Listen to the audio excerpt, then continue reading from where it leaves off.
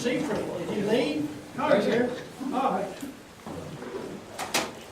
Our gracious Heavenly Father, thank you that we still have the freedoms to gather and petition the government and to speak out. And we just thank you so much for our freedoms and our Constitution. I pray for each of the candidates that are going to speak tonight. I pray that they'll seriously, if elected to office, will take their oath seriously. Be with us now as we visit and as we listen to the candidates as they speak. For it's in your name I pray. Amen. Amen. Let's do a pledge right quick before we get setting down. I'll start us off. I Pledge allegiance to the flag of the United States of America and to the republic for which it stands, one nation under God, indivisible, with liberty and justice for all. I'm going to start through you. Gary, you won the toss. You're first. I reckon you want to get up and tell us who you are and what your plans are. You got 60 seconds. At least 120. Bill Vine says you got 120. Well, I'm on my way to Little Rock. I was invited to stop by. I didn't know I was going to be here tonight, but I was here, a couple of months ago. Yep. And I was invited, and good to be with you. Happy New Year to you. I'm Terry Rice from Walden. I'm a third term state representative. Somebody asked me in here a couple of months ago, you going to run? And at that time, I said, I don't know. I'll be glad to talk to you after. We didn't. I had a lot of people talk to me in the district. Tough decision. I'm running for state senate. I'll formally announce soon. It's a large district. I have been committed. I have dedicated myself to spending time at Little Rock on committees, to be a voice, and have some transparency and some sunshine in places that doesn't get sunshine a lot of times. And just to give you a little more background, I'm married my wife Joanne 41 years ago, at the end of December. We celebrated anniversary. I have 2 sons and 2 wonderful daughter-in-laws and 4 grandkids. That is the reason I'm running, for their future. One of the biggest things we all know is government encroachment. It's not all at the federal level. We've talked about that some in here. It's being implemented right here in Arkansas. And I have fought it, and I will continue to fight. I'd love to come back and get you more detail. And if you want to have both candidates here, I'd be happy to do that. I'm not running against anybody. I'm running for the future of my kids and grandkids. And the same reason that you had told me when I was here before. My dad and granddad both served in the House. They were Democrats, and they were the old Democrats that taught me to be conservative. And I am conservative, and I will continue to be conservative, and I'll be glad to stand on my record at any time. We're at serious times. I don't have to tell this group that. We've got to do something, and I'm willing to fight and do it. It's not got, the part of this is North Fort Smith and around and all. I welcome your help, assistance, and your voice, and I will listen to you, and I will fight for you. I don't have anything to gain. I've got a good business, but it's not going to do any good if we don't stop some of this stuff going on. So, good to be with you, and I appreciate the time that you have.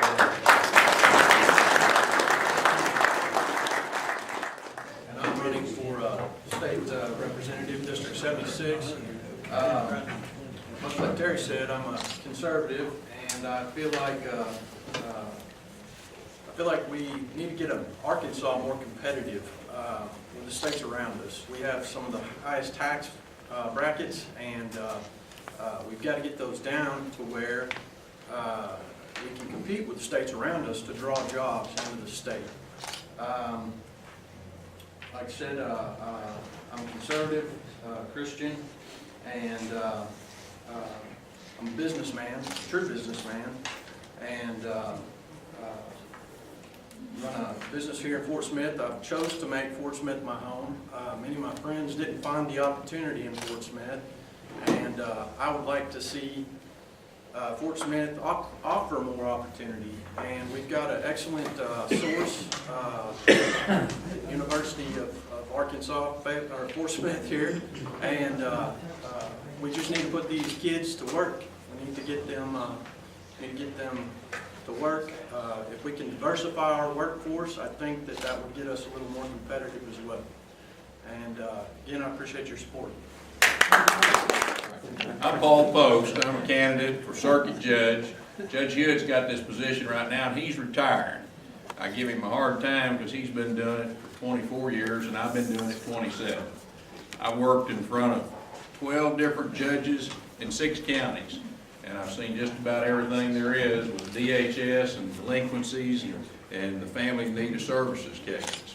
Right now, we've got about 550 kids in foster care in this county, second only to Pulaski County. We've got about 400 DHS cases handling that at any time. We've got about 150 of the delinquency cases at any time. And then the FINS or Family Need Services where kids won't go to school and those type things. You've heard from these other 2 gentlemen right here, and they're telling you the truth. The kids are the future of this country, of this state, and this area right here. If we don't get a handle on the circumstances with the kids and give them the best shot that they're going to get, then where are we going to be in 10 years and 20 years when they start coming up behind us? Somebody's going to replace everybody in this room, and we need to give them as much a chance as you can. And we can only do that with folks who've got experience. So I appreciate if you consider me when it comes time. This is a nonpartisan election. We can't tag a party name or title. They won't let us do that. If you do things like I do, kind of like what my daddy used to tell me, don't listen to anything a politician tells you when he's running. Look behind him and see what he's been doing. Well, this is a court I've been working in, so I appreciate y'all's vote. See me a little better. I'm David Sterling. I'm running for Arkansas Attorney General. I've met a lot of you guys over the last few months. I've been up here in Fort Smith, Sebastian County, Crawford County. I can't even count the number of times. And I've been up here over the last year and everything, but I've met a lot of you guys already. I'm running for Attorney General. If elected, I'll be the first Republican AG ever to hold the office here in the state of Arkansas, and I need your help to do that. I'm running on a very conservative agenda. I want to fight to protect your right to choose your own doctor, despite the fact, Obamacare's provisions that are going to seek to limit that right. I want to fight to protect our right to work in this state without being forced to join a labor union. I want to fight to protect farmers and ranchers and landowners from an out-of-control EPA that's doing through regulations and executive orders what the Obama administration and Nancy Pelosi and Harry Reid can't seem to get through Congress. I want to fight to protect the sanctity of life. I'm very pro-life, conservative. I believe life begins at conception.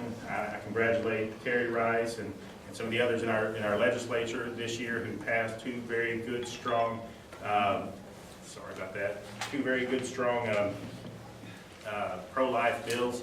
It's my neighbor. He's out of town. He wants me to feed his dog tonight.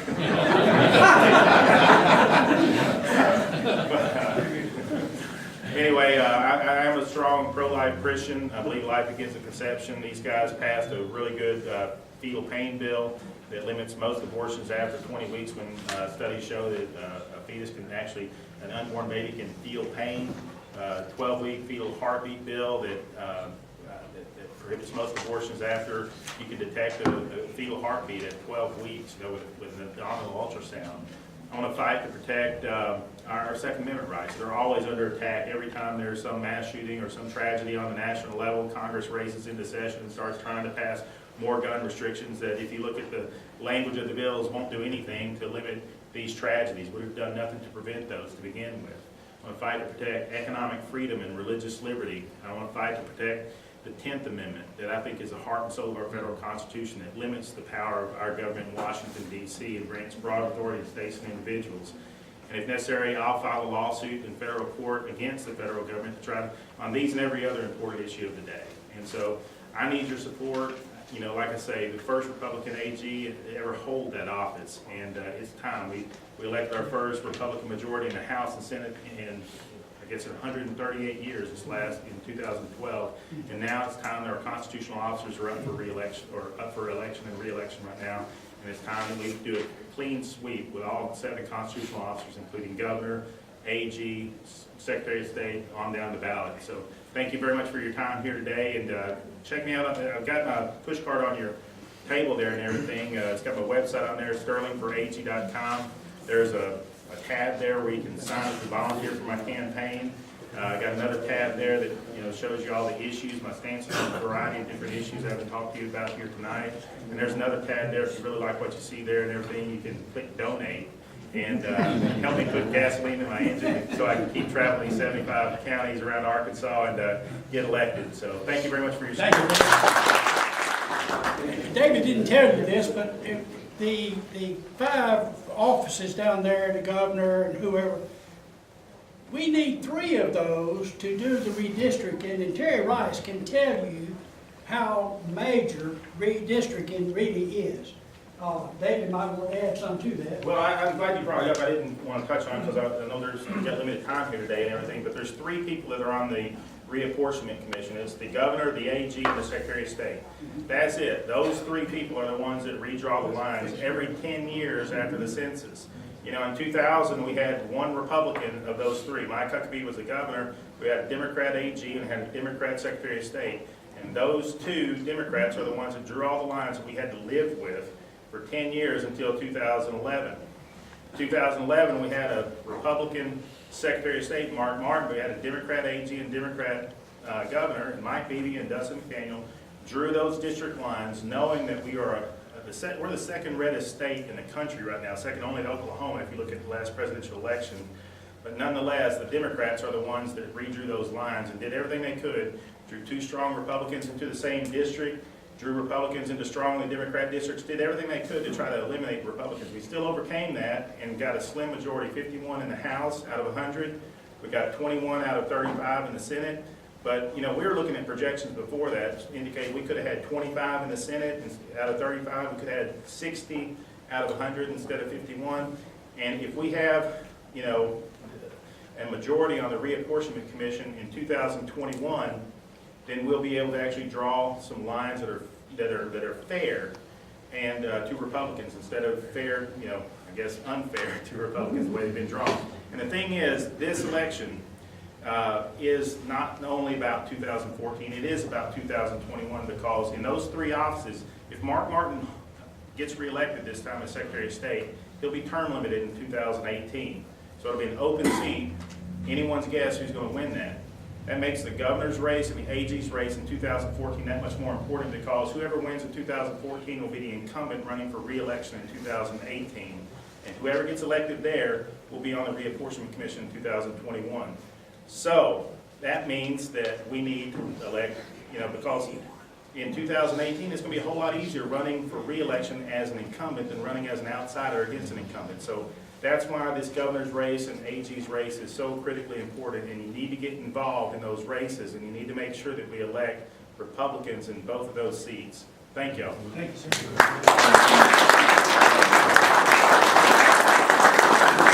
One more thing along that line, that is like in the state level, the 2 Democrats and the 1 Republican is what we got now. But that runs all the way through the counties. In other words, our county election commission here in Fort Smith, USA, or Sebastian County, is made up of 2 Democrats and 1 Republican. Every county in the state has that same deal. So the county Democrats get to draw the districts that all these folks like Bobby in the state level are running in the county. And if you remember this past year, the Democrats drew Leo Faulkner and Bob Schwartz, who had been on the JP board for 20 years apiece, but they drew them in both districts. They could never get a Democrat that could beat them in an election, so that what they did, they put both of them in the same district, and they eliminated one of them. What is the old story? Elections have consequences, and folks, we just don't know how much consequences we have. My name is Justin Boyd. Tom Fight sent me an invite, so that he's the reason I'm here. I'm glad to be here. I'm going to spend just a moment telling you a little bit about me, because I'm new to here. I'm a pharmacist. I grew up in Van Buren, Arkansas. I graduated there. I went to University of Arkansas Fort Smith, went a year at Fayetteville, went to pharmacy school. I have an MBA from the Walton College of Business. I have three daughters and a wife, and I'm running for District 77, which currently is held by Stephanie Malone. She's term limited, and so there you have it. Thank you. Most of you know about the Blue Water, was it called Blue Water? Blue Way. Blue Way? Yes, sir. For you that maybe don't know, Blue Way was a federal program that was going to take, 1.5 million acres across the north part of Arkansas along the White River and make it a federal where you couldn't have a house, or it was just a mess. It's killed. I think two things I need to say. If you remember when the duck call guy, Phil, they kicked him off of A&E, and there was enough people complained that they put him back on. And I said, A&E listens to the people better than our politicians do. Y'all agree with that? All right. But I think somebody listened to, and Joey was a leader in trying to get that killed. Well, I guess the thing I would say is that when we've got an energized citizenry, then we're going to win. But when we let the politicians get up and do what they want to do, then we're going to lose. And if we don't stand up for our rights, every single one of our constitutional rights, then we're going to have the federal Blue Way shoved down our throat. Before we even know what's hit us. I mean, they've got it enacted. But. So we do away with the Obamacare Great Outdoors Initiative called the Blue Way, and the next thing we know, we're reading in the newspapers that they've got the resolution to support the creation of the critical habitat for the Neosho mucket and the rabbit's foot mussel. And so this is actually a larger land grab than what we were fighting for. So they just keep coming back and keep coming back. And I think I've given everyone in this room a copy of Section 2 or Article 2 of our Declaration of Rights in the Arkansas Constitution. But if you haven't taken a chance to see our fundamental constitutional rights, I would encourage you to read this document, because we've got to start electing politicians who are not only going to say, I'm a constitutional Republican, I'm a conservative Republican, but we've got who are going to go down to Little Rock, like Terry always has, and stand up for every one of the constitutional rights. That includes the 7th Amendment to the United States Constitution, and also Section 7, which is the right to trial by jury, which means one whole heck of a lot to me. Because if we're only going to stand up for our right to bear arms, or we're only going to stand up for our religious rights, then we're not going to have a constitution. Because if we don't stand up for every right, even if we happen to be a business person, and we want to limit the right to trial by jury, and I'd like to hear from our politicians later about what their position is. Are you going to go to Little Rock? Are you going to go? Are you going to be the governor? Are you going to be the whoever you're going to be? And are you going to stand up for every one of these fundamental rights? Because if we don't stand up for all of them, we're not going to have them. And but I think the main thing, as you've alluded to, is that we've got to be an active citizenry. And it's just like you say. When we stand up for our rights, then they start backing down. And I think that's what got the Blue Way Project big. Thank you, I want to thank you guys for the opportunity to be here before you guys today. It's great to be in a room just like this where people are gathered for a common cause. I believe our cause currently, especially with the federal government, is advancing our liberty and protecting our liberty. Not just for us, but for our children, our children's children. And we're going to come back to that idea later. But my name is Thomas Brewer, and I'm running for U.S. Congress in Arkansas's 3rd Congressional District. I'm running in the Republican primary, and I'm really excited to be here.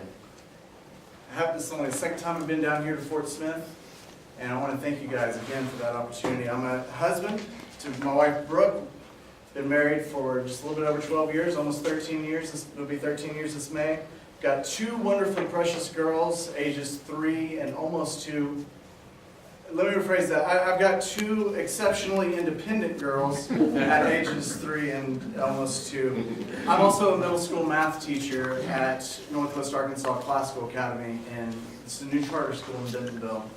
Now I'm going to break some rules for political speeches. I'm going to break some expectations here.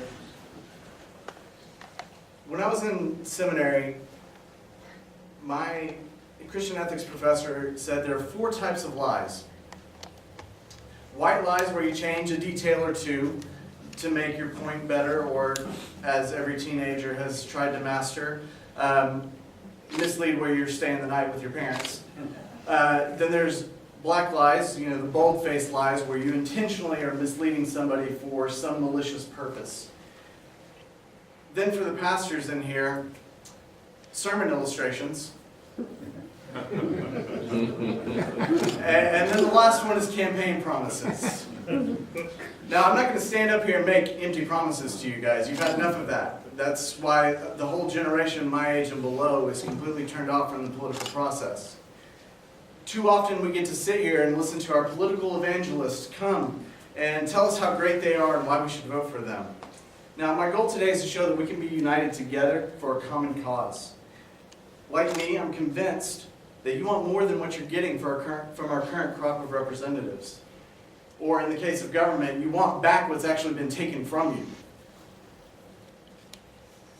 If I'm right, then our unity suggests an opportunity for us to advance the cause of liberty and to do as our founders sacrificed themselves for, and to secure the blessings of liberty.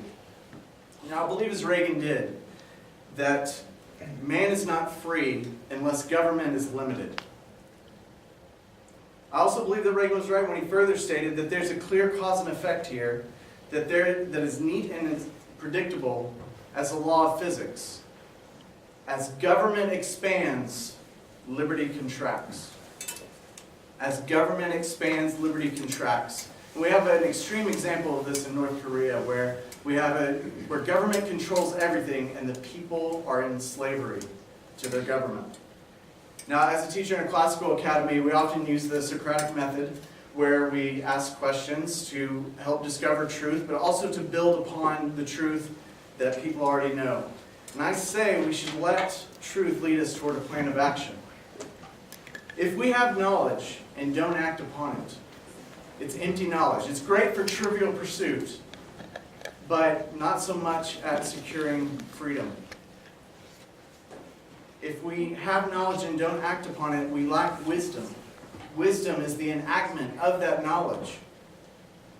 So in the spirit of discovery, I'm going to ask some simple questions, and I think I know how you guys are going to answer. Does government spend too much? Yes. Okay.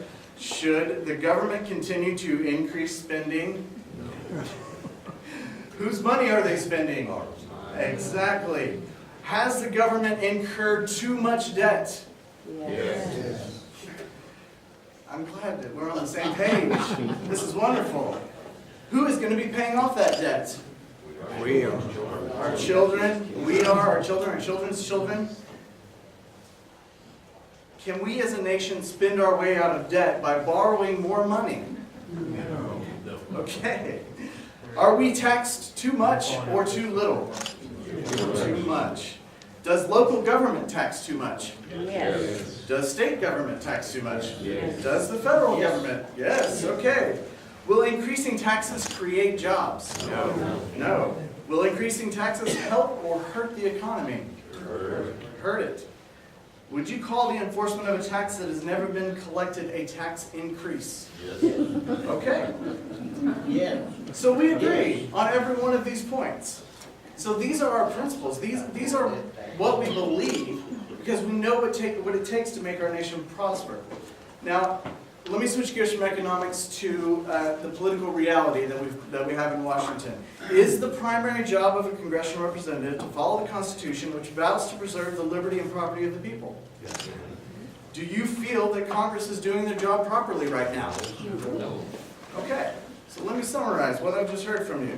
Federal and local governments have a spending problem. The government should not increase spending or the debt limit. We, the people, pay too much in taxes. Increasing taxes or enforcing the collection of an existing tax will not help the economy nor create jobs. Congress does not represent the people, nor are they doing their job. So help me out with the phrase here. I think it's going to really stick. something to do with taxation and representation. Taxation without representation. I think that sounds familiar, right? Well, Ben Franklin often said, beware of public debt, for it gives others power over your liberty. Beware of public debt. It gives others power over your liberty.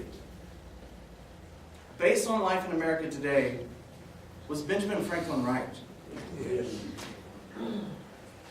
Now, how many of you guys keep up with what our current representative is doing in Washington? I do. All right, good. How many people keep track of congressional voting records? Okay, quite a few. How many people follow congressional scorecards that different conservative groups put out, like Heritage Action or Americans for Prosperity? Any of those? You guys keep up with those scorecards? Okay, good. All right, so here are some facts.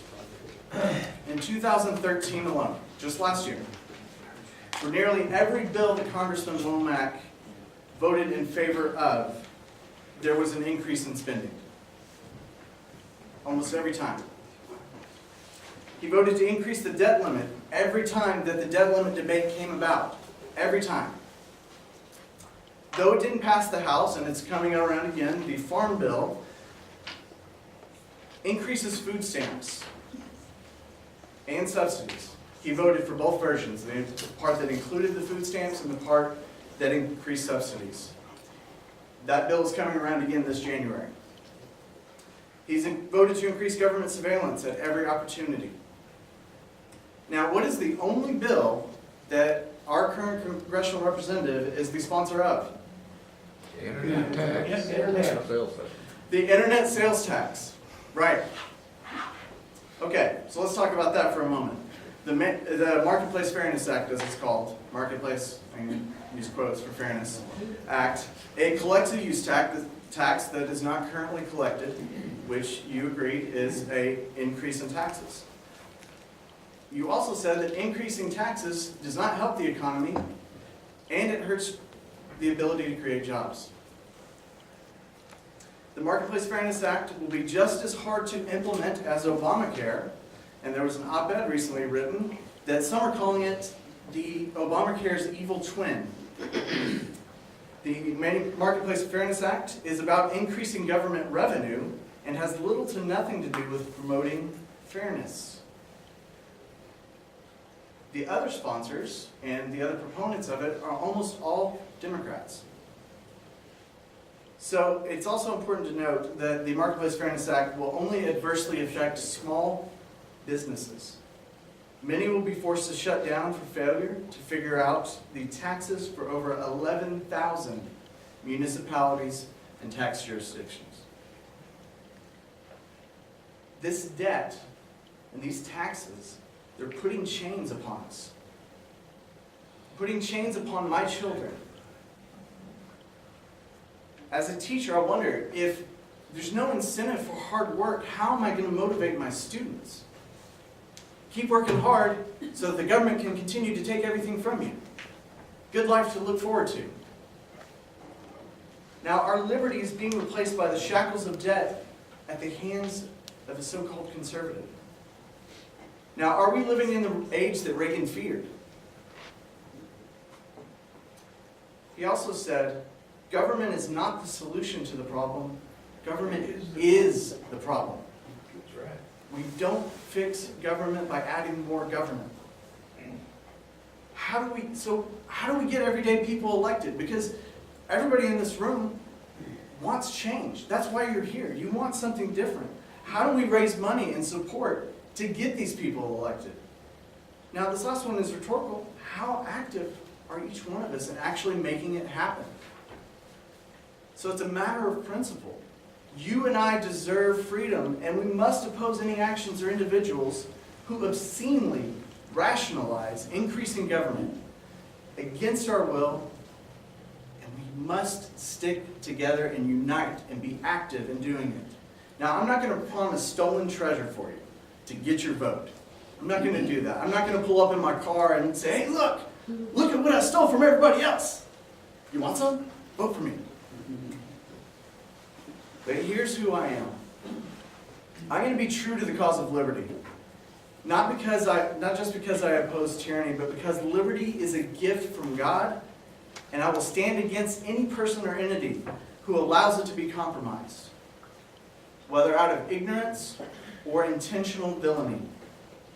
I'm going to oppose any increase in the size of government, any increase in taxes. And I will stand in the well of the house and speak the truth, not platitudes or excuses. I realize that restoring our republic, it's not going to happen overnight. You're not going to elect me, and I'm not going to promise that if you elect me, that all of a sudden the progressives are gone. We've had 100 years of pollution, and it's going to take some time to get rid of that corruption. I'm going to be true to the founders and their values, not just with my lips, but with my deeds and my votes. And I'm going to close with one last statement from Ronald Reagan. Freedom is never more than one generation away from extinction. We didn't pass it to our children through the bloodstream. It must be fought for, protected, handed on, for them to do the same. Or one day, we will spend our sunset years telling our children and our children's children what it was once like in the United States where men were free. Now let us work together to protect this freedom, because liberty hangs in the balance. We are committed to this battle, and it is a battle. We have tyranny backing us into the corner, telling us you can't go any further. But there's only one direction for us to go now. And it's forward, onto the battlefront, forward against tyranny, forward onto victory and preserving our liberty. So may God bless us. May God bless America. Thank you so much for your time.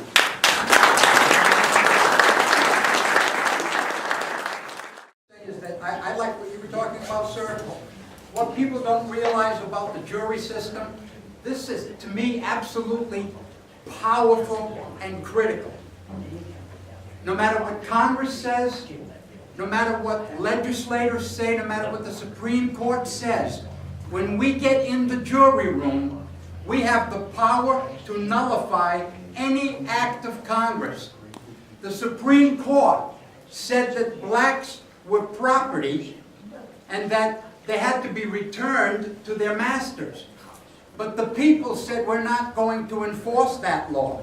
And on a one-on-one basis, unless we the people are willing to enforce any law that they pass, we nullify the law. When we go as to fact or as to law, we find this person not guilty. And then it doesn't matter what anybody said or did. If we don't convict, there is no law. And I think that that's a really powerful thing. And don't let anybody ever try to take away our right to trial by jury, where 12 of your peers must convict you. Thank you. I appreciate you bringing that up. Thank you, Bob. Did you pay him? I should have. Everybody. Oh, I'm going to let you introduce yourself also. You want me to take that bottle out of your way? I'm gonna hang on to it. All right, good. Thank you. You're on. Thank you, Bob. Right, thank you. My name is Curtis Coleman, candidate for governor, and I'm gonna hang on to my water. My sinuses are so confused about what zip code they're in. And so I'm taking some sinus drainage stuff, and it's drying out everything except my sinuses. But I'm so delighted to be in Sebastian County tonight. Thank you for letting me come. I'm thrilled to see Terry Rice, and I appreciate Terry's service. I will tell you, in my humble, as one of my friends from Oklahoma says, in my humble and accurate opinion, if Terry Rice had been Speaker of the House in the last session, we would have had a much different and a much better session. And I'm thrilled to hear you're running again, sir, and appreciate you being willing to continue to serve because we need you in Arkansas. And I'm going to try to speak briefly. Someone said when a candidate says, I'm going to speak briefly, you should ask him compared to what? So I am going to try to speak briefly because I really like to do some Q&A if there's time, because that's my favorite time. I grew up in Conway. I live in Little Rock. I'm not a professional politician. In fact, folks, I'm not even a lawyer. I'm a businessman. And I'm one of these guys who's actually, instead of been talking about creating jobs, actually been doing it. And sometimes under stifling, smothering regulations. We own a little food safety company. We started back in the 90s and struggled through 7 years before we ever got our first regulatory approval. And I want to tell you, it is really hard. Some of you are businessmen and businesswomen and have started your own companies. You know it is really hard to run a company for 7 years with no revenue. And that's what we did. God blessed our business. We're now in 4 continents and 20-something countries, starting to accomplish our vision and our mission, which was to help make the world's food supply safer. We make technologies that control E. coli, listeria, and salmonella in food. The objective is to keep you from getting food poisoning. Now, I can't keep you from gaining weight, as you can tell, but I can keep you from getting sick while you do it. But my background is a businessman. And someone asked me one time, why in the world did you get involved in politics? And especially when your company was doing well and you could have relaxed. And I will tell you, like some of you said tonight, I looked over to the future and didn't like what I saw. Especially when I put my 8 grandchildren in the future I saw. And I looked up one day and decided that there were too many politicians in politics and they were messing it all up. And I felt like that we were at a place in Arkansas where we desperately need businessmen at the helm of state government. Someone who's had to make a payroll. Someone who's had to work and keep the doors open. Somebody who has provided health insurance for their employees and knows what that takes and what that's like. And I'm not new to politics. A fellow named Mike Huckabee actually used to work for me when he first graduated from college, from Washington Baptist University. And I remember that when first time he called me and said, hey, I'm going to run for U.S. Senate against Dale Bumpers, and that was in 1992. And I want you to be my campaign manager. And I said, Mike, you're crazy, but I'm not. There's no way I'm going to do that. And he was persistent, and so I ran Mike Huckabee's campaign for United States Senate in 1992 and vowed after that experience never to get involved in politics again. Because frankly, I didn't like what I saw. And someone said, do you enjoy politics? And I said, no, I don't. I love the campaign, and I will tell you, I love policy. But I don't care for the process.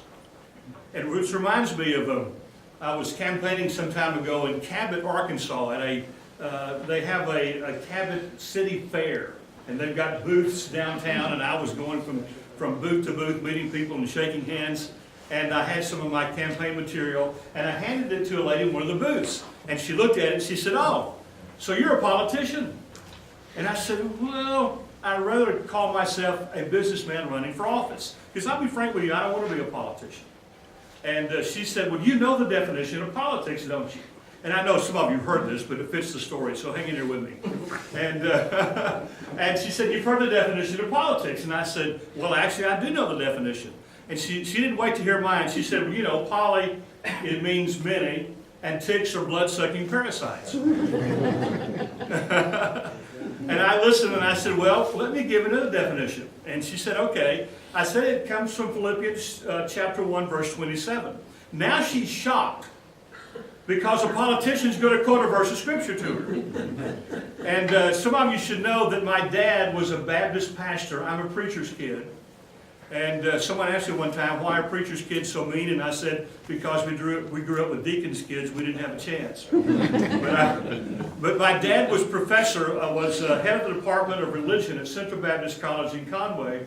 And I had my dad for 4 consecutive semesters of New Testament Greek at 8 o'clock in the morning. I was always there, always prepared, made calculus seem easy. But I use my Greek still. I teach a Sunday school class at our church in Little Rock, and I use it for that. But Philippians 1:27 says, let your conversation be worthy of the gospel. You know that verse? Let your conversation be worthy of the gospel. Well, the word conversation, and I told this lady this in Cabot, the word conversation comes from a Greek word, the root of which is the word poletuo. Poletuo, from which we get what words? Politics. Policy. So if you transliterated the verse, you could transliterate it to say, let your politics be worthy of the gospel. Now that would revolutionize politics, wouldn't it? In fact, if those of us who just claim to be believers and Christians would follow that verse and let our politics be worthy of the gospel, that would revolutionize politics. Well, I didn't plan to say any of that, so I'll take it out of my time, not yours. But let me tell you why I'm running for governor. Number one, because as a businessman, I looked at the economy, I looked at the history of the state of Arkansas, and I am convinced, I have the resolute conviction, that Arkansas has the capacities and the resources to be one of the most prosperous states in the nation, and it frustrates me almost beyond description that we're not. Some of you know that our median income in Arkansas ranks 49th in the nation. Folks, there is no reason for that, except that for 150 years, we've been told a lie, and it sounds like this. You know, we're just a poor state. How many times you heard that, especially out of Little Rock? Enough to make you sick. It's not true. So when I started looking at Arkansas, I realized that this can be one of the most prosperous states in the nation. And by the way, when I talk about Arkansas prospering, let me be clear, I'm not talking about the government of Arkansas prospering. I'm talking about the people of Arkansas prospering, and there is a difference. In fact, if we'd had legislators who understood that difference, we would never have passed something called the private option in the last session.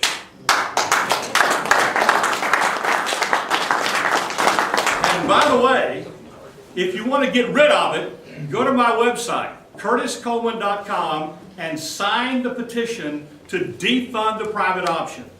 Because from the beginning until now, I have been absolutely against and opposed to the private option as an unnecessary and dramatic increase of government in our state by increasing Medicaid unnecessarily, and because it was an extension of Obamacare, and anybody who tells you it's not is just confused. So, what do I see when I look at Arkansas? Well, I see Arkansas, someone mentioned it a moment ago. I see Arkansas that's not competing successfully with our neighboring states. In fact, in 1 year alone, 2011 alone, folks, the economy of the state of Arkansas grew at 3 times the rate of Arkansas's economy. The economy of Tennessee grew at 6 times the rate of Arkansas's economy. The economy of Texas grew at 10 times the rate of Arkansas's economy. In just 1 year, folks, a couple of years ago, our latest year to have statistics. It's not necessary. It's not right. And in my opinion, it's unforgivable. But in my opinion, it's also changeable. So what do we got to do to change it? You mentioned it a moment ago. When I began to look at what's different, here's what I saw.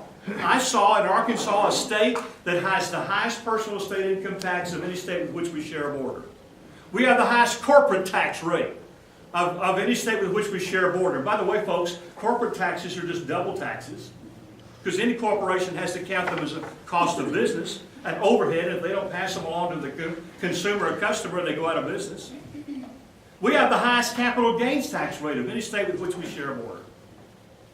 And that's not bad enough. The fact is, folks, that Arkansas is the second most heavily regulated state in the nation when it comes to entering a new vocation or a new business. The only state in America where it is more difficult to enter a new vocation is California.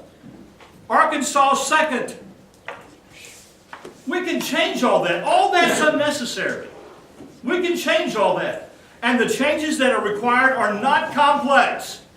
Now, I didn't say they're easy. I said they're not complex.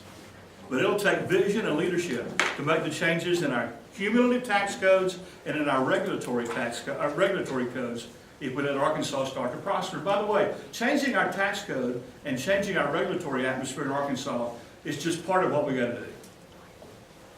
One of the other things we have to do is we have to dramatically improve education in Arkansas. I've tried to hire people to come to work for my company here from other states. And I've always had to increase their salary package to accommodate the fact that it costs them more to live in Arkansas than the state they were living in. Some of you nod your head this way. But the big battle I couldn't win was they didn't want to put their kids in Arkansas schools. Now, whether that reputation is deserved or not, The fact is, a recent study, which Governor Beebe quotes, by the way, shows that when it comes to graduating high school students who are prepared for success in life, we rank 44th in the nation.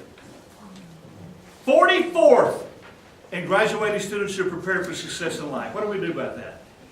Well, I've been visiting with school teachers and school superintendents all over the state, and public school teachers tell me the same thing everywhere I go. Here's what they tell me. And by the way, let me tell you, the problem is not with our school teachers. In my opinion, we have some of the finest public school teachers that can be found anywhere in the country. But they tell me consistently that they spend 40 to 45% of their time filling out paperwork. I asked a teacher, make a list of all the programs and standards with which you have to prove you're in compliance. He gave me 28 different programs and standards he had to prove that he's in compliance with. Superintendents tell me the same thing. A superintendent of a school in North Arkansas handed me a stack of paper. It was 186 standards that he had to prove to the State Department of Education his school complied with.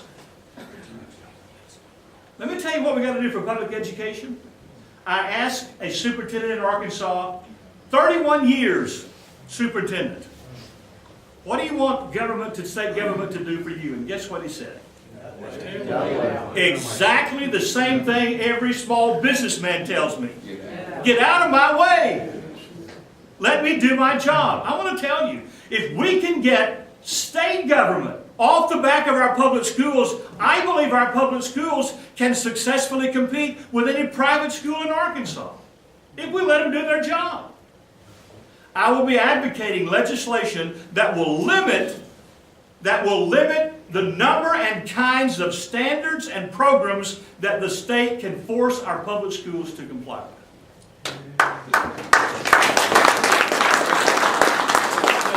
We're going to return control of our schools to our local communities, to parents, to school boards that you elect in your county and in your school district. That's where we're going to get the very best education we can get.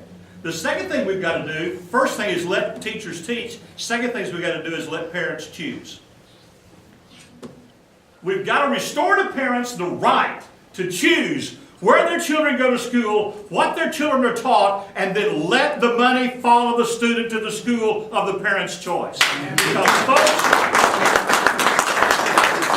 when Arkansas provides education for our children, we don't mortgage our children to the state in return for the education. And we got to stop acting like that's what we're doing. Second, and I'm going to do 2 and 3 quicker, okay? Hang in here with me. Second, well, let me just go right to third, then we'll come back and do second. Third, if we recover the constitutional republic that our founders gave us, that recovery will begin in and come from the states. Because Washington today will not willingly give us back anything it's taken. That means, folks, that we've got to have leadership in this state that has the convictions and the understanding of the Constitution and the courage to stand up and say no to an overreaching, encroaching, out of control federal government that is threatening your most fundamental rights as a believer and as a citizen.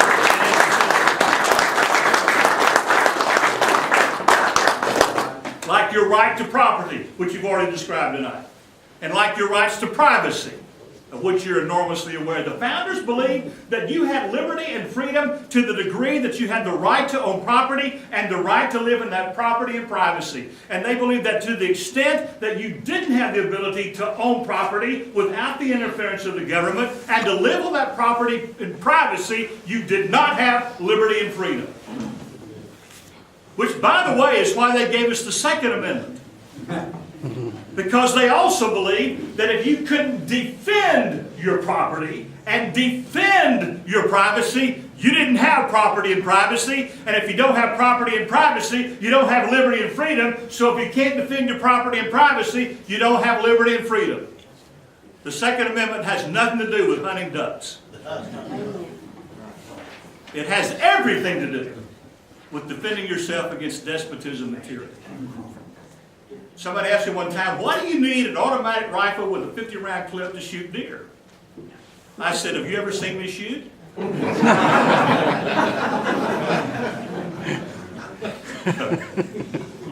The fact is, you don't need an automatic rifle with a 50-round clip to shoot deer. But folks, the moment you don't have the right to have one is the moment you'll need one. And the reason you don't need the right is because you've got it. That's the kind of leadership we need in the state of Arkansas. I love Judge Andrew Napolitano, don't you? Man, I rarely hear that man speak, but he doesn't ring my bell. Judge Andrew Napolitano was speaking a few months ago, and he got up and he said, seldom in history is one generation given the responsibility of protecting freedom in the hour of its greatest need. And then he said, you are that generation, and now is that time. And we are, folks. I love being in meetings like this. And you know why? Because it's like reliving history. Because our founders, our forefathers, did exactly 238 years ago, they did exactly what we are doing here tonight. And for exactly the same reasons that we're here tonight. And I'm convinced, and I believe with all my heart, that we must understand that if we continue what they created, that we must be prepared to make sacrifices of magnitude equal to theirs. I pray not the same kind, but I am convinced of the same magnitude. And I hope we're signed up for that. Let me do my commercial, if I can, Bob, really quickly. Someone asked me one time, can you win? They want to know why you're running. Then they asked me, can you win? And the answer is, not only can we are. Man, we're watching our poll trends, and the trends we're seeing in our polls have us winning the primary on May the 20th. And we're excited about that. One of the reasons we're winning is because, and you're not going to see this in the polls anywhere, which I think is kind of hilarious, but one of the reasons we're winning is because, or we believe that we're going to win, is because God has given us, and I believe it's a gift from God, the largest political grassroots political campaign structure of any campaign in the state, period. We have actively functioning, working campaign committees in more than 2/3 of Arkansas's counties. No one even comes close, including right here in Sebastian County. And I'd love to have you on the campaign team here. There's a little envelope like this, and on the top of the back inside flap, if you'd like to be on Team Coleman for Sebastian County, there's a place to check a box and tell us that you want to be on the team, and you'll be on the team. And you can hand that to me tonight and mail it in. It's a funny thing about the envelope, it also holds checks. But and finally, let me tell you about this, if I may. This is called Winning My Universe, and it's the thing I'm most excited about. And then I'm going to be done. Winning My Universe. We found out that people don't like to knock on the doors of people they don't know, and they don't like to call people they don't know. And it finally dawned on us one day that we don't like doing that. So what we're doing with Winning My Universe is we're asking you, if you look at the inside of it, and all this is on the back, we're asking you to make a list of 20 people that you already know, friends, family, acquaintances. Make a list of them. Write just 20 people. Most of you can do that in 30 seconds. Write their phone numbers down. And then we want you to make 5 simple contacts. The first one is call them and tell them I'm voting for Coleman for governor. Now, let me just say, if you're not going to vote for Coleman for governor, we'd rather you did not do this program. But if you are, call them and tell them why, and then send them to our website. There's a little 7-minute video on our website where I kind of say what I said tonight, and they can watch it there. Then we want you to send them a postcard, and then ask them if you can put a yard sign in their yard. And then finally, the most important step is when early voting starts, we want you to call them and say, today's early voting starting, please go vote for Coleman for governor today. And then I want you to call them the next day and say, did you go vote for Coleman for governor? If they say yes, check them off. If they say no, call them again. Say, please go vote for Coleman for governor. The next day you call them again and say, did you vote for Coleman for governor yesterday? If they say yes, check them off. If they say no, then you ask them, please go vote for Coleman for governor. And you do that for every day until they all go vote for Coleman. And finally somebody will say, okay, man, I'm going. Leave me alone. Let me tell you why we're asking you to do that. Because you win elections doing two simple things. All the stuff you hear about winning elections, you got to remember this. You win an election by doing two simple things. One, you find out who's going to vote for you. And two, you make sure they do. That's it. And that's what this does. Did you know, if we just have 5,000 people doing just this, we win the primary by several scores of thousands of votes. And we've already got several hundred or thousand something people signed up. So please do this. If you don't do anything else, do this. And if you're doing the program, please tell us you are. Tear off this last panel and hand that to me tonight, because we need to send you postcards and yard signs so you can do the program. I think we've got everybody that's running or planning on running or running from something. Go ahead, I'm gonna turn this over to Curtis again and unload on him, and let's get some questions to him and have at it. Who's got a question? While you're thinking of questions, John, glad to see you tonight. Yes, sir. And Sharon. Question for Sharon, if Sharon's not the best county clerk in Arkansas, she's probably doggone the most likely. Question, anybody for Curtis? Yes, sir. Yes, sir. Quickly on that, I got mess with the Constitution a lot. When you talk about the First and Second Amendment, I ask young kids and young adults all the time, I say, what's the First Amendment? And they always say, well, free speech. I say, what's the Second Amendment? I don't ask them number three, how many are they, because they don't know. I'll say, what's the second one? That's to protect free speech. I said, well, not really. It's to protect you from a tyrannical government removing all of them. I was on the phone not too long ago. You know, I don't know if you guys are running for office, you got to do what's called rallying for dollars. You have to get on the phone and ask people to give money.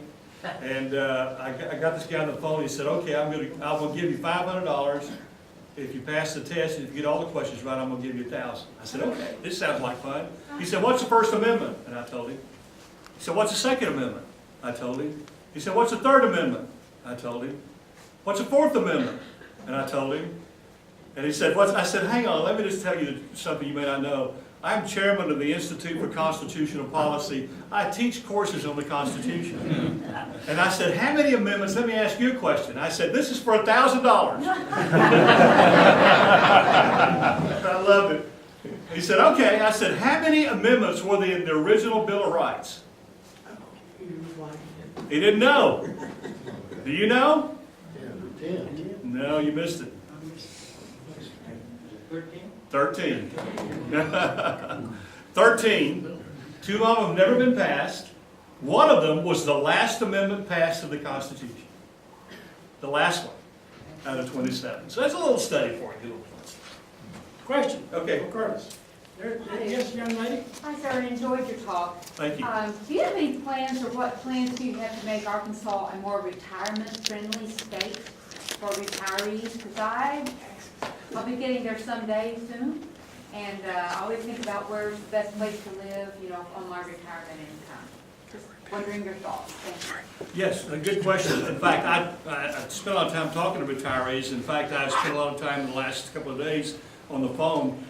If I can tell you a fun story, we had an email go out, a fundraising email go out, and the subject in the email was, "This is really important."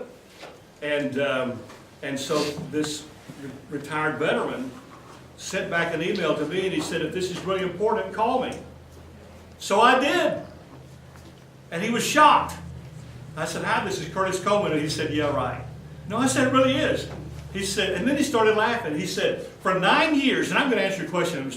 Okay, hang on. He said, "For 9 years, I've been sending this message to politicians who send me an email asking for money. And as they all say, if it's important, call me." He said, "You're the first person that ever called me." We had a great conversation. He retired in Arkansas, and you know what his #1 complaint was? Our taxes are too high here.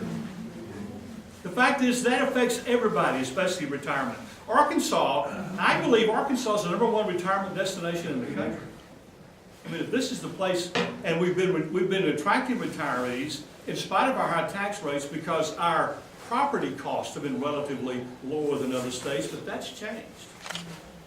So we've got to reduce our tax code. If I can talk especially to veterans, Arkansas is the only state with which we share a border that requires military veterans to pay any income taxes on any part of their military pensions. We've got to change that. And there are several other things that I'd like to do, but that's the best answer. Thank you. More questions? John, over there in the corner? Yes, sir. Mr. Coleman? Yes, sir. Back on taxes. I mean, we all know higher taxes and more regulation doesn't create jobs. That's a fact of it. Now, speaking of that, you look at on the tax issue, all of our sister states, Missouri, Texas, Louisiana, Oklahoma, et cetera, all the surrounding Tennessee, all of them, Louisiana, they all have a lower tax rate than we do. And the United States has the highest corporate tax rate in the world. And that's a big reason why a lot of our jobs are going overseas. Now, as a governor, what could you do? Because Fort Smith's suffering, buddy. We're hurting. We're a durable goods town. We've lost a lot of industry. We've lost over 13,000 jobs. We've got over 400 vacant buildings. I mean, trains we're going to probably, unfortunately, lose train before it's over with. We just lost Allen Canning. It's pretty sad. And we really should be growing because we're a hub for trucking and railroads and the river and the airport. I mean, we got a lot of good schools, good college, hospital, blah, blah, blah. We have an educated workforce, but we can't get a job. Now, as a governor, what could you do as far as trying to promote small businesses which create the lion's share of the jobs? What could you do as a governor down there in Little Rock to help out the little guys here? Because District 5 is suffering for it.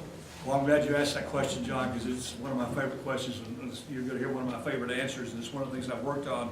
It's a broader program. It's called 21st Century Plan for Economic Development. 21st Century Plan for Economic Development. It's on my website, and it's how we're going to create jobs in Arkansas, and it's not traditional. The fact is, folks, that this whole thing about recruiting one super project every generation has not been creating jobs in Arkansas. We're doing this so backwards. But let me just address your question particularly, because the thing that would most directly affect Fort Smith is something I call dreaming your future. And it's how the state can come alongside and create tax and regulatory policy that lets you accomplish your vision and your goal for what you want Fort Smith to become. And let me tell you a story about that. And by the way, let me just also quickly say, I have a lot of friends who are businessmen. And I have several of them who've moved their companies out of the state and some of them offshore. And let me tell you why. It's not taxes, it's regulation. We are destroying small business in America with hyper regulation. Because the fact is that regulation costs most of our companies a lot more than taxes do. We have 2 employees in our company who do nothing but fill out required paperwork for the federal government. We pay them to do that. But let me answer your question. Let me illustrate something for you. Shreveport, Louisiana was in exactly the same position about 30 years ago. The state of Louisiana and Shreveport went into a partnership, and here's what happened. Shreveport decided that they wanted to become a hub, for making movies. They wanted to attract the movie industry, the film industry, and the digital media industry. And let me just tell you quickly, Shreveport is now ranked as the 3rd best city in America in which to make a movie. Here's what they did.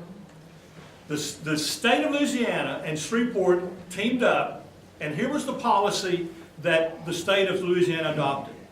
If you're a movie, digital media, or music industry, and you locate here, we're going to give you a 30% tax credit, for all the equipment and supplies that you buy in Bossier Parish, Louisiana. Buy locally. You got to buy it locally to get the tax credit. Okay. You with me? Yes, sir. What did that cost the state of Louisiana, by the way? Nothing, because they didn't have it to begin with. You can't lose anything you don't have. I would tell you that one of the most difficult things to explain to a bureaucrat is that 70% of something is a lot more than 100% of nothing. They don't get that. They also said that if you will hire people from Bossier Parish, Louisiana, we will give you a 10% tax credit on your salary. What happened? In 15 years, 58 new companies located in Shreveport or started up in Shreveport. They didn't even know there was a recession. You ought to go. And the woman who runs the program for the city of Shreveport was showing me the reports, and for every $1 of tax credit they gave, they produced $6.69 of revenue. I'd take that return. That's 300%. So if I'm governor, Fort Smith can say to the state of Arkansas, this is where we want to go, this is what we want to become, and I will work like the Dickens to advocate and create tax and regulatory policy that will do exactly the same thing for Fort Smith. And we'll help you be more competitive in where you want to go and what you want to become than any other city in the region. And we'll do that for any city in Arkansas. I'm gonna hold you to that. Hold me to it, because it's part of my passion for why I'm running. We need jobs. Folks, Right. most people in District 5, they've gone part-time or less than 30-hour weeks, or they've taken a pay cut. Right. And they're worried about making their house payments and Right. feeding their kids. And dear old dad lives in District 5, and I'm sweating bullets too, so I'm telling you, it's not good. Let me tell Just to you, give you an idea of how anemic it is here, I'm in the building business, okay? Fort Smith, in the month of November, we're the second largest city in the state. Now, I'm not talking multifamily, I'm not talking commercial, I'm talking single-family residential construction, which historically is what brings it, other than a damn war, is historically what brings the country out of a recession, okay? Do you know how many permits the city of Fort Smith issued in the month of November for single-family construction? This, right there, you don't have, this will put your finger on the pulse. It was 12 permits, sir, in the whole month of I think I November. knew that. I mean, that's in the second largest city in the state. That's pretty scary. And I'm in the building business. I believe I'm really, I believe we can fix that. well, I hope so. Another question over here, somewhere, Curtis, over there. Yes. Curtis, for approximately 30 years, there's been calls for a constitutional convention. And several years ago, it got up to 32 states. Well, a number of states then began to realize that tinkering with the Constitution was a very dangerous situation. So to date, 11 states have rescinded their call. If you're elected governor, how would you approach this? Let me tell you two things about that. And let me just tell you, historically, 45 states at one time or another have called for a constitutional convention. The reason there never has been one is because they haven't all issued a call for the same reason, same purpose, which is a requirement according to the Constitution for the call. I'm not involved in the Convention of the States. I haven't read Mark Levin's book. A lot of it's because I hadn't had time. And there's not a constitutional amendment that I'm advocating. So let me say that first of all. Let me also say, as a constitutionalist, and I am, by the way, so you'll know, I'm a member, I'm a Republican. I don't know if I tell you that. But I'm a member of the Republican wing of the Republican Party. Does that make sense? I am a constitutional conservative Republican. And I will tell you that Article 5 of the Constitution permits two ways to amend the Constitution. One, it's got to come out of Congress and go to the states to be ratified by 3/4 of the states, or an amendment can be initiated by the states, and then it's still got to be ratified by 3/4 of the states. I'm not advocating a Constitutional Convention. I'm not involved in a Constitutional Convention, but I will tell you, I will defend the rights of the states to initiate an amendment to the Constitution because it is in the Constitution. And you have to be careful, lest, like Barack Obama, you start liking and supporting the parts you like and opposing the parts you don't, and that is exactly what this president is doing. As long as Article 5 gives the states the right to initiate an amendment to the Constitution, I will fight for the states to have the right to initiate an amendment to the Constitution. Will I get involved in the process? I will tell you honestly, it depends on the issue at the moment, and it also depends on the process and how it's being followed. I'm concerned because I think we've got to take some steps to limit the power of Congress, especially to spend money we don't have. And never in history has Congress adopted legislation that limited its own power. Follow-up question. That's my best answer. Thank you. Follow-up question. How do you feel about nullification? In 2005, we got the Real ID Act. Congress signed it, President Bush signed it, and but the states went through nullification. How do you feel about nullification? Here it's been 7 years or so later, it's never been law. You know, I support the process of nullification, and it's probably for a reason most people haven't heard, but how many of you are familiar with the Supremacy Clause in the Constitution? What does the Supremacy Clause say? Says that the federal government is superior to the states. Yes, but it has qualification. And this is where we're going to fight our battles. That is, the Supremacy Clause says that any law passed by the federal government that comports with the Constitution is superior to laws passed by the states. But only federal laws that comport with the Constitution, that is, are supported or in agreement with the Constitution, are superior. No law that Congress passes that is in conflict with the Constitution is superior to a state statute or law. That is the battleground of which we fight the nullification process. Nullification is a constitutional process. I believe in nullification. I believe states can do it. South Carolina passed a law this last session in their legislature that made it illegal to implement Obamacare in South Carolina. I said, hallelujah, go for it. Wish Arkansas would do that. The problem is, currently, for the last 30 years or more, we've been losing the battles in the courts on nullification. We've got to do a lot better about getting conservative justices and judges in our courts. But yes, nullification is a constitutional process. Let me just say this to you. The Constitution gives the states the right, the constitutional authority to be the first line of defense against an overreaching federal government for their citizens. Arkansas has the constitutional authority to be the first line of defense for you against an overreaching, invasive federal government. And because the states have the constitutional authority to be the first line of defense to protect your rights, they have the constitutional responsibility to be the first line of defense to protect your rights as a citizen. And in my opinion, Arkansas hasn't been doing that well for you. Question over here. Yes, sir. If you would, please. You hit on a favorite topic of mine, government regulation and states' rights and that type of thing. And it immediately made me think of the EPA, which I think is a regulatory agency that's run wild without any kind of, without anybody really reining it in. I don't know if there's anything that could be done, but if you're in office, is there anything that you would have in mind to do or would like to do? Or Yeah.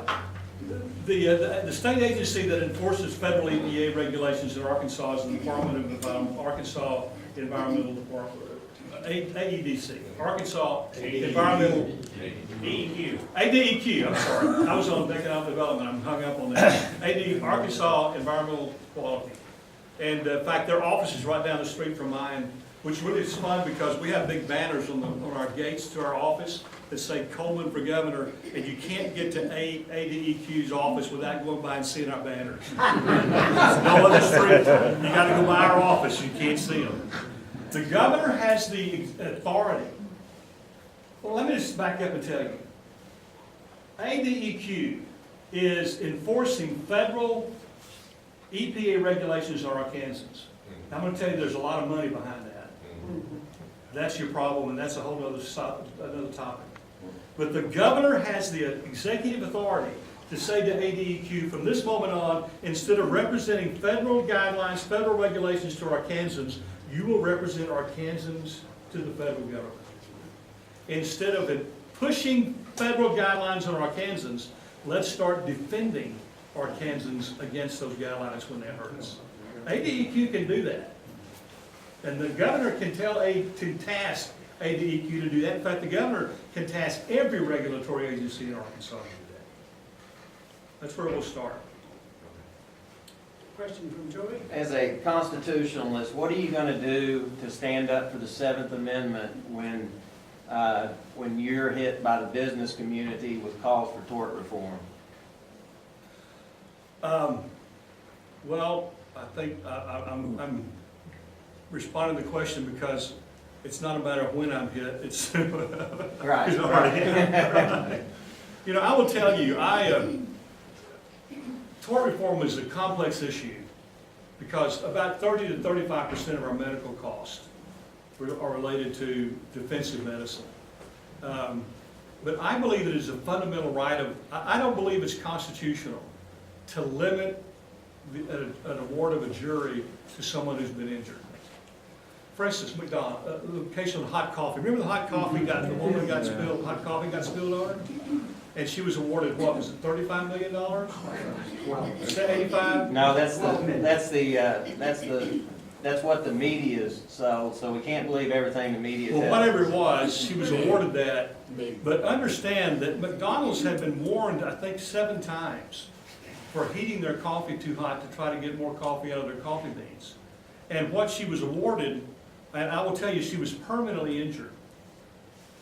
And what she was awarded was McDonald's 1-day profit from coffee. Well, that was for Punit, she's awarded 2 days Right. at McDonald's. Yeah, I don't remember the exact details, Right. but I mean, it was completely distorted. Right. You know, I think tort reform, when it comes to limiting the awards of juries for damages, is, I will say, generally an unconstitutional act. Would you be for loser pay? Yeah, I think there are other things we could do, and I think one of those. Texas got. Let me be more specific than loser pay. Here's what I'd suggest. This is where I lose my lawyer friends sometimes. I suggest that if a lawsuit is found to be is allowed to occur, but it's found in the process to be frivolous, that the loser pays. And secondly, that attorney be barred from filing lawsuits of that nature for X number of years. Let's put lawyers who file frivolous, because let me tell you what happens in business.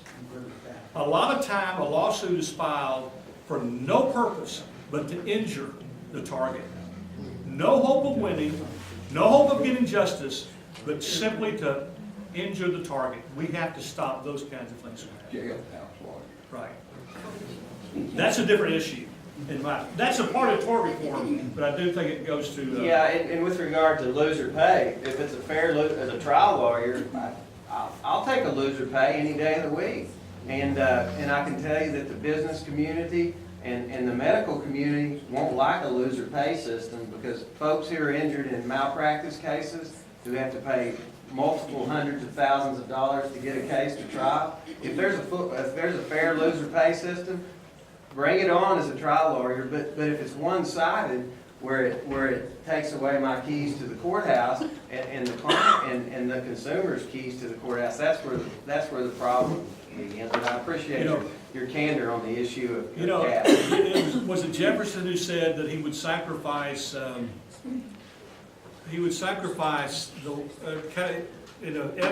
essence, he said he would sacrifice the liabilities of too much liberty than to risk not having enough. Rather be inconvenienced. Yeah, what was it? He'd rather be inconvenienced by too much liberty. Yeah, that's it, Thomas. Inconvenienced by too much liberty.